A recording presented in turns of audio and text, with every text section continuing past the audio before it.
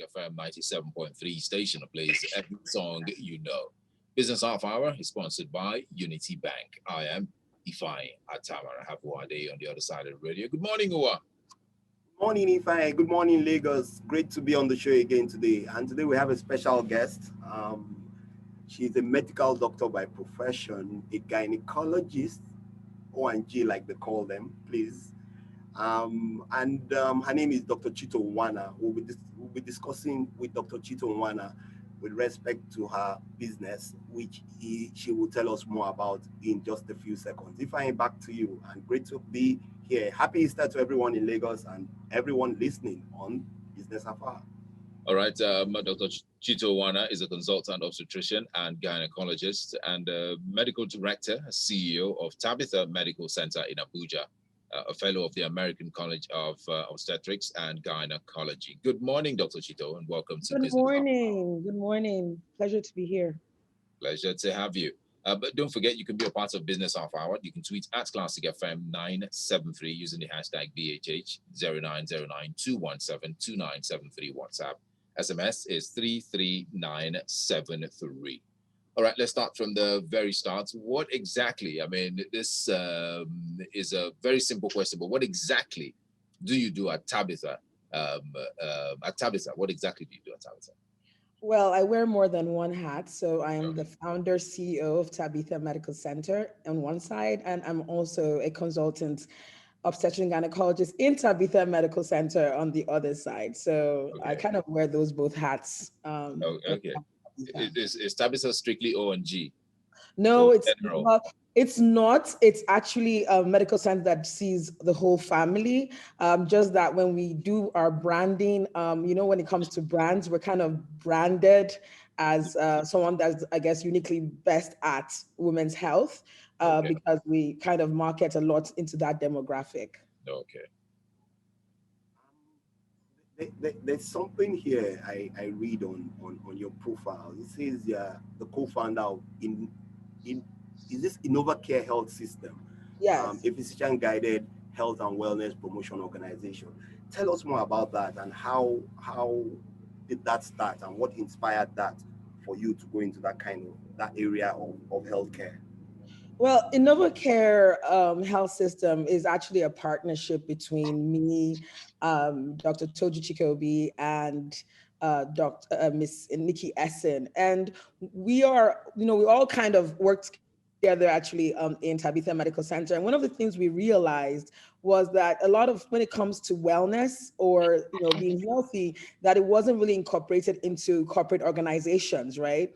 And if you look at research, you find out that keeping your staff healthy, putting wellness as a priority in your organizations increases productivity. And we put this up because we found out that one way of getting our community healthier is to go into corporate organizations and set up wellness programs, create some kind of awareness in those organizations regarding, we did exercise programs, we did diets, modifying what you sell or you do in the office. So we did retreats, organized medical checkups and things like that, wellness exams for their staff. So it's kind of a more of a company that is targeted into improving the health of the corporate organizations that we service. How long has this been? Well, since inception? Well, we actually founded this in 2000 and I would say about 2014. I think, COVID has kind of given me a brain whatever. My years have blended in. But I believe that I'm looking at 2015 when we actually did set off. So it's been around for a while. I mean, it's kind of a hard business to push in because a lot of people have not yet bought the idea of, creating wellness programs in their offices. But we know that even overseas in the US, it's such a big deal. People even have gyms set up in their offices to make it easier for people that are working there, and having these wellness programs guided. And we know it's a physician guided wellness program. So it's not just being done by people that don't know what they're doing. It's being done by people that understand the body, the anatomy, and understand. We had a great team. We had trainers, we had dietitians. So it was it's a complete team. We have a great team. So it's something that we try to do aside from Tabitha Medical Center. you know, one thing everybody says is that health is wealth, and Yeah. when you are healthy, you become wealthy, or you have the opportunity to become wealthy. So when you think about it, I know you and your partners have Tabitha, which I believe should bring in some form of funding. How have you been able to fund this innovation, and what have been the challenges in terms of being able to raise funds towards ensuring that you have the right facilities that you can provide in terms of providing these services to clients and people in general? Well, I'm going to just more focus on Tabitha in a sense because the healthcare is such a right in the front burner right now, and people are beginning to become aware how important we are as hospitals. And I think that one of the things that one of my colleagues said that was so important, that it's a crucial thing when it comes to our business, is that the business of medicine itself is in producing value, but producing medicine is value, but the business of medicine is producing sustainable value. And that's where we struggle a lot in the private sector. So I think this question is very, very important, because when it comes to funding hospitals, most people in the business sector will tell you that we are not they don't run to invest in hospitals. It's not something that we actually get enough investment or enough people interested in investing. Funding our businesses is very difficult. And I believe, when coming into it myself, I think the main issue is that most hospitals in Nigeria are so proprietorship, or whatever. I'm messing up that word, but I think we own it solely. And the thing is about that is that we're so fragmented. So we don't look investment ready. We don't look like, we don't, for business, you look at us and they feel, the slow returns, owned by one person. What is the chances that this will be sustainable? So to most investors, we're not looking sustainable. And I think that's why coming into it with partners, I think gives more strength to the business. And I think that's the way I looked at it. But also, one of the things we deal with in our sector is fragmentation, as I said. And that is something that I think we're beginning to think differently, especially after COVID, because COVID really did hit many hospitals. And I know some hospitals couldn't survive the economic downturn that COVID brought. And that gave us, made it obvious the disadvantage we had when it comes to how we run our businesses.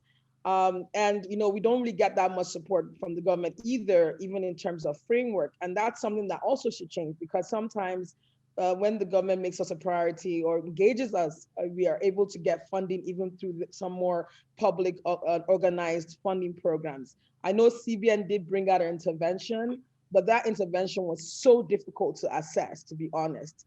I know few people got it, but it was a very difficult process that sometimes when you start to be like, okay, this is maybe not worth it at this point in time, was a very kind of tedious process. So I think we need to make a more available ways of funding us, because most of us are so funded. We use our own money, our own investments to be able to put into this organization, and that is not necessarily sustainable.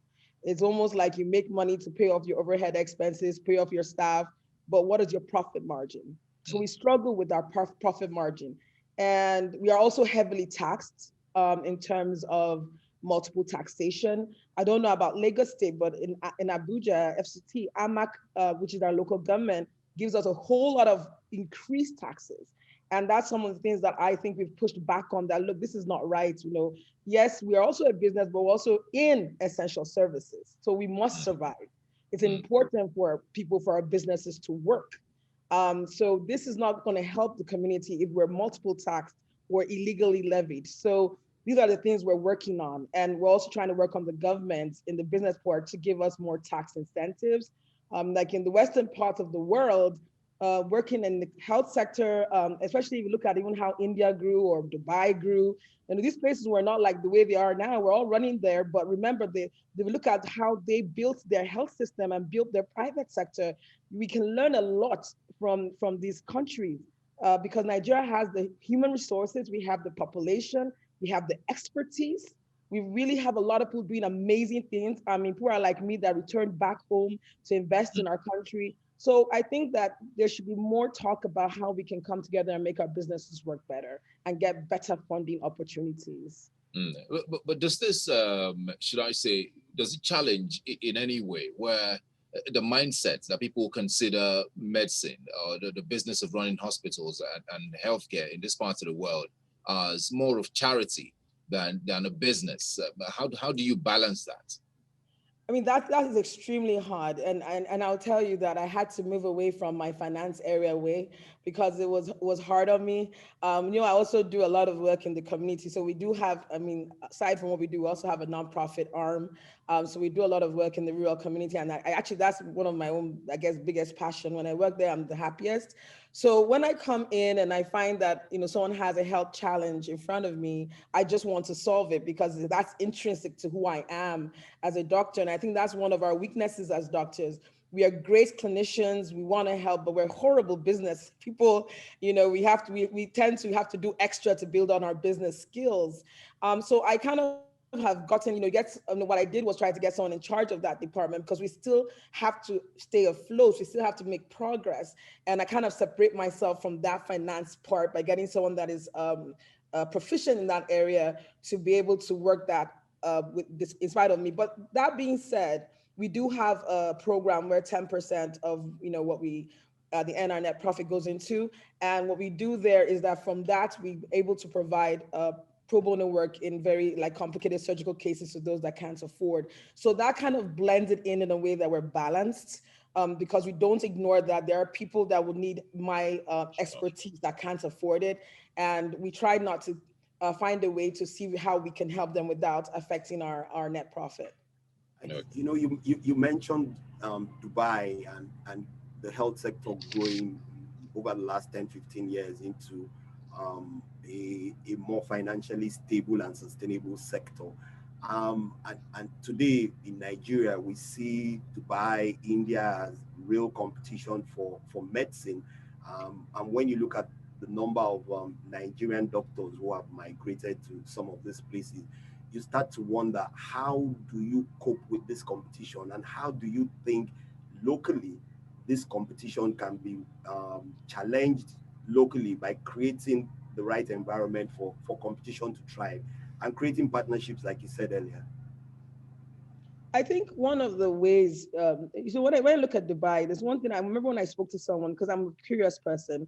And so when I was in Dubai, I spoke to one of the CEOs or whatever of one of the hospitals. And I said, I want to know how you guys went from point A to point Z. This really was one that really, the health sector has always interested me.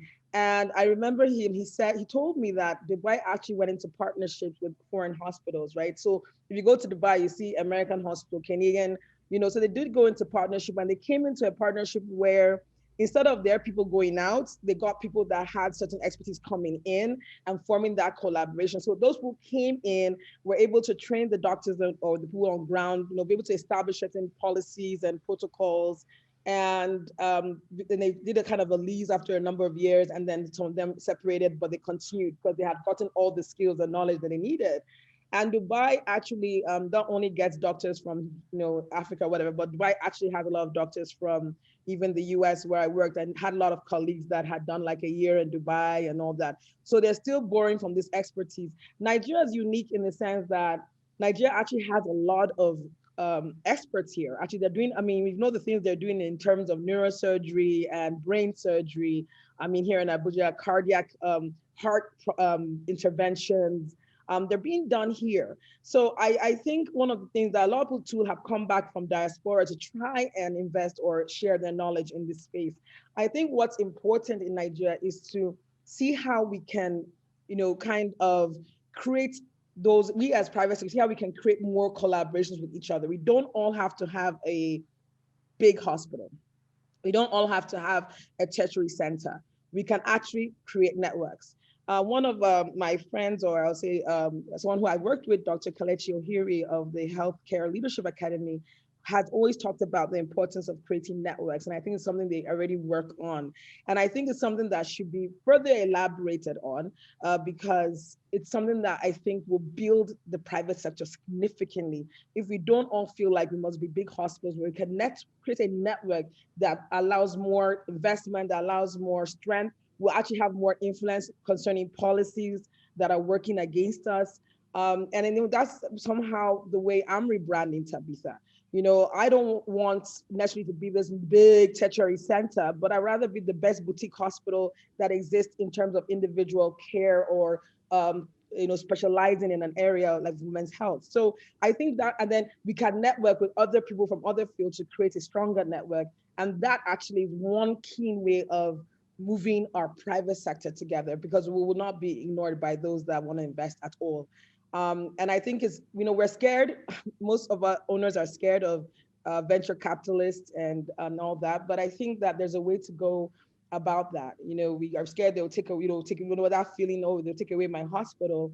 But I think finding one that is like-minded, looking at other funding programs internationally that will be interested in our sector is something we should do. And we get a better chance if we come together as networks to do that.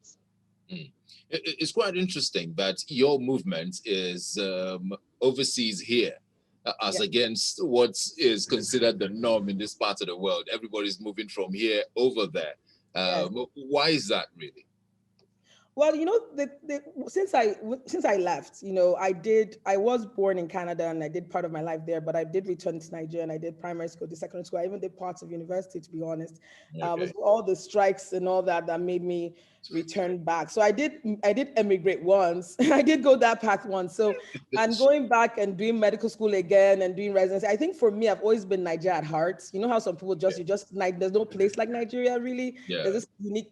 So for me, I've always had that in mind. All my friends do. I said, I'm coming back, or I'm in Nigeria for life, And I think also I was very passionate about the health sector. When you're working in the States and you come and see the indices in Nigeria, I kept thinking to myself, oh, wow, if only they had this, or even we can contribute that, where our healthcare, our maternal mortality indices and things like that could go down. So I've always had that draw to come back to Nigeria. And I did marry a Nigerian a man living in Nigeria, so that also made it a bit easier. But since I've been back, there's been huge challenges. Most diasporans do come back and go back because of the challenges we face in adjusting and settling down. So I try to stick it out just to encourage my colleagues abroad that it's possible, that it's very possible and things will move forward.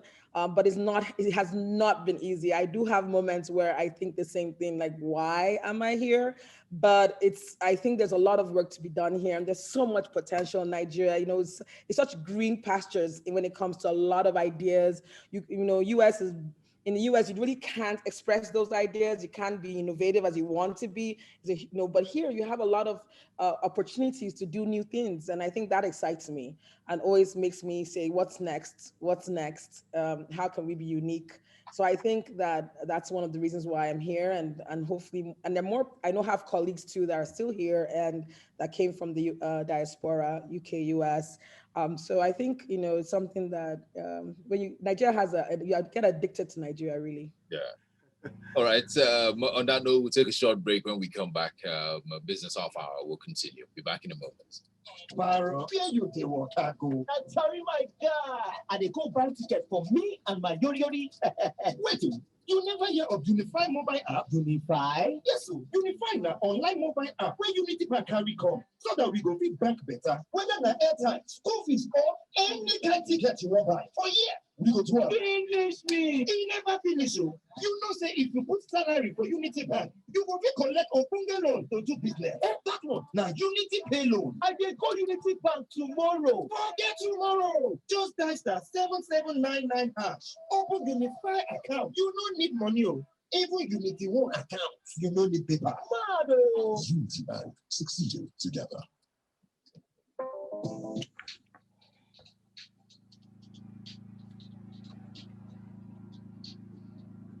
Welcome back to Business Half Hour here on Classic FM 97.3, station that plays every song you know, brought to you by Unity Bank. I am Ifeanyi Atama with Uwade.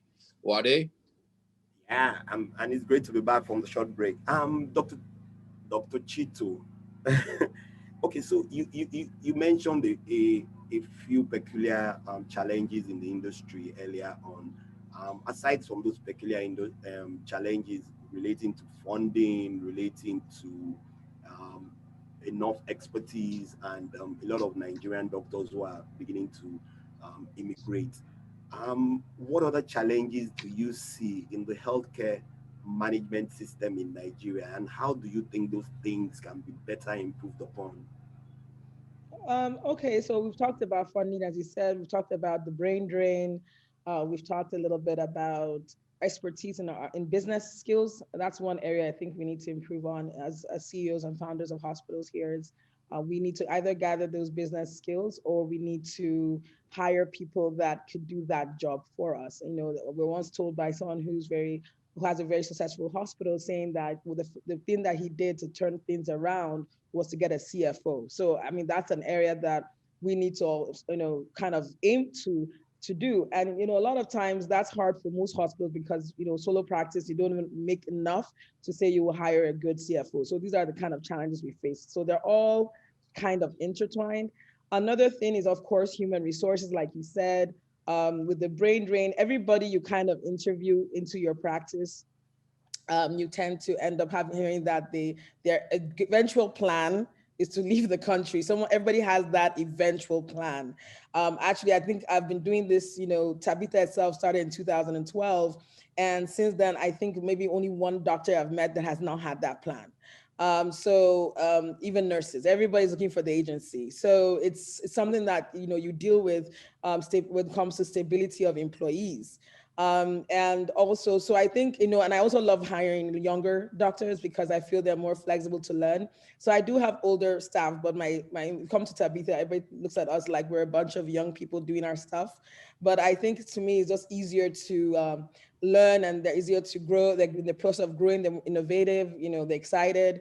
So it's easier to kind of get them to think or to adapt to our model of operation, which is patient-centered care. In another way of management in hospitals, I think we need to start understanding that one of the models that are beginning to work best is what I mentioned now, patient-centered care, where the patient is the focus. I always tell people that I look at hospitals when patients come in, with experience in Nigeria, patients feel when you go to hospitals, they don't treat you well. You don't like the attitude of the health worker. And I think that's changing because we're now looking at our patients also as clients, and customer service is some area that has to be really improved on, even in our public sector. Because I've learned one thing in terms of when you're branding or in terms of building my patient population, that seems to be one of the most important parts of what patients are looking for. They're looking for a place they come in and are heard, and they know the doctor is uniquely interested in what they're doing, and treat them like an individual.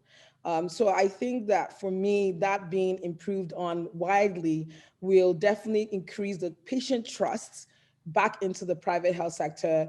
You only hear the bad stories, you don't hear the good stories, unfortunately. And we need to change that narrative, right? We need to get people to understand we're here for them and they need to trust us. Patients and the community have a huge role to play in how we advance the private health sector. Without them, we don't have a business, but without us, they may not have the best health. So it's something that I think it's very important that we build patients' trust again. We reverse medical tourism. Reversing medical tourism is beneficial to us, it's beneficial to the country. I mean, we're seeing, I read something in India and they say, I think they make up to I think it was 2017 data, they made up to this $6 billion from medical tourism, and $1 billion of those dollars came from Nigeria. I almost fell off my seat. See how much money Nigerians are spending in India. And we're coming back here and we want to reverse that. We want to say we have the expertise, we're here with our expertise, and we can do those things here. And it's not easy because I came back from the US trained to do advanced surgeries and stuff, but you come back as an individual, but you have to create a team to work with you. And this team here are not yet trained to do what you can do. So it's a process to get everything right to ensure the patient is safe. So these are the other things that I think about a lot that needs to work on, is how do we get the patient to trust us again and to know that we have these services here, to know that we can do those things they travel out here and safely.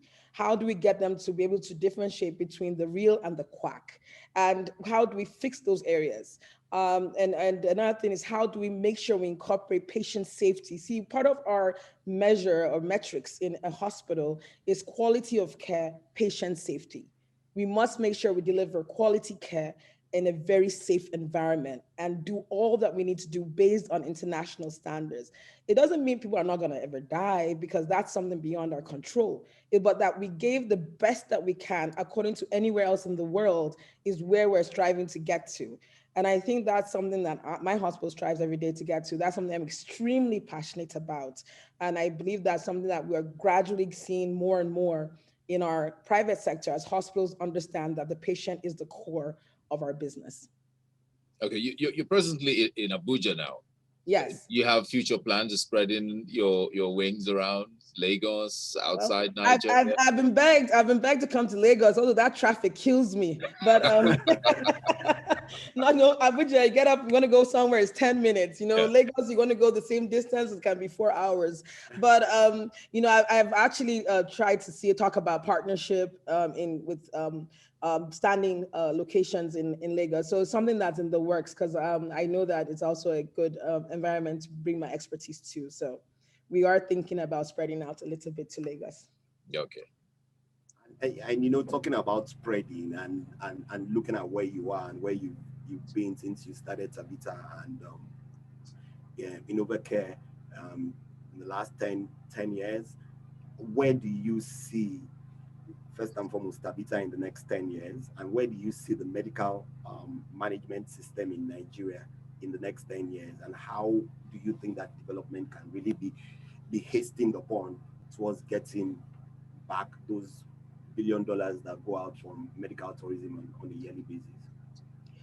All right, for the hospital, Tabitha, I see us, because we are mainly a boutique hospital, like a home away from home setup hospital, still providing cost-effective care. So I see myself being franchised. Like, that's the whole idea for me, is to set up different of the same templates in different parts of Nigeria to start with. And I think that's where I'm looking at in 10 years, is developing the best brand that anywhere you go to, you know, this is a Tabitha hospital. And I think that's something I look for and I'm working towards for the next 10 years. When it comes to the medical system, I believe that, you know, technology has come in. You know, COVID has really boosted technology in healthcare, and this is a major advancement. You know, people may not see it that way, but it is, that you're able to virtually consult a patient. You're able to understand the importance of electronic health records and data collection. You can't advance any system without proper data. And that's one of our biggest weaknesses in Nigeria. We don't have data. And I think that I believe that with that infusion of technology, with investors beginning to open their eyes a bit to the hospitals, like something is going on here, you know, and you know, of course, captive investors even abroad, international investors are beginning to look at the hospital sector, health sector, as something that's becoming a little bit more viable. I think that in 10 years, I think we'll definitely get to. I feel if you have proper leadership, because everything comes back from leadership. If we have proper leadership, we should be able to advance the private sector a lot more. And, you know, and leadership is not only governmental levels. I'm talking about even leadership on our health fronts, you know, our hospital levels, because the private sector somehow operates on its own in Nigeria. So we need to start thinking of how we can move the private sector, regardless of the government is with or without us. You know, we need to know how to do that. So I think that now we're thinking in that line of networks. I believe that, you know, you've already seen big hospitals like is it InnovaCare in Lagos. I think you're going to see more networks like that, more pushbacks like that as we progress. So in 10 years, we should be pretty much ahead of the game, and hopefully Tabitha Medical Center be right there also. All right, we can go on and on, but time is not our friend here. It's never our friend. Business Half Hour. But before we let you go, what is that guiding light? You know, that quote that keeps you going. You wake up in the morning, you see it in your head, you hear it, and you just know, hey, I can face the day. I think for me, it's that I know, and not to be extremely spiritual, but through God, I can do all things. So I dream big, and I know that I can achieve it, and my eyes are set on it. I've always been a dreamer, so there's nothing wrong with daydreaming or being a dreamer. I've always been a dreamer, and I just believe that, okay, through God, I can do all things. So I'm going to achieve what I came out to do. Interesting. That's a powerful one. Nothing is impossible with God. Thank you, Dr. Chito Nwana, for being our guest today. Ifeanyi, thank you for being our host on the other side of Lagos.